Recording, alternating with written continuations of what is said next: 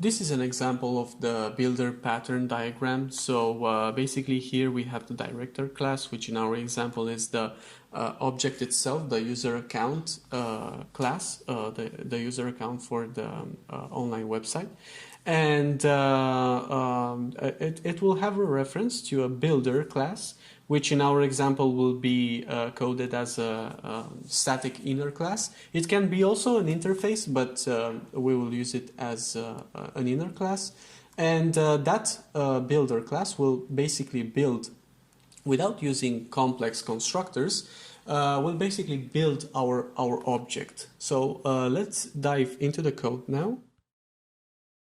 Let's analyze first the online store account object. So basically we have the same properties that we've seen before.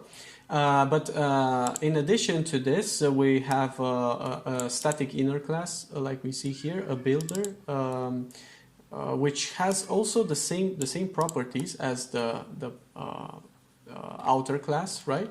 But you will see the difference. So here we also have a constructor for this builder that accepts an ID. We decided to keep the ID in the constructor because the ID is pretty important. We don't want to allow the possibility of creating a user account without an ID. This may crash the application, so it's also a bad practice. So we will keep this one, this property here in the constructor.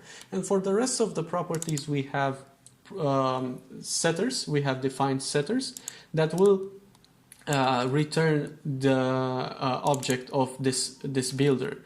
So we have a setter for the name, for the address, for the budget, and for the discount. And you can see that the probability of supplying wrong data is decreasing, right? It's significantly decreased. Because you can see in the name of the method what type of parameter you need to supply. So this will lower the chances of making some mistakes. And the final method in this builder inner class is the build method. So this will basically build an online store account object, and it will assign to each parameter the corresponding parameter from the builder class, and it will also return the object itself. You can see that I have made the constructor of the online store account class private, because we don't want someone that needs to create an online store account in the code to use the constructor of the object. We want to use the builder class instead, right? So with the build method. So also we have getters and setters, but these are not important because the actual getters and setters are inside the builder class here. So let's see this in action. So we can see now that the code that resulted from applying this builder pattern is a lot more stable. It's more readable. It has better readability. You can easily understand, even if you're not such a technical person.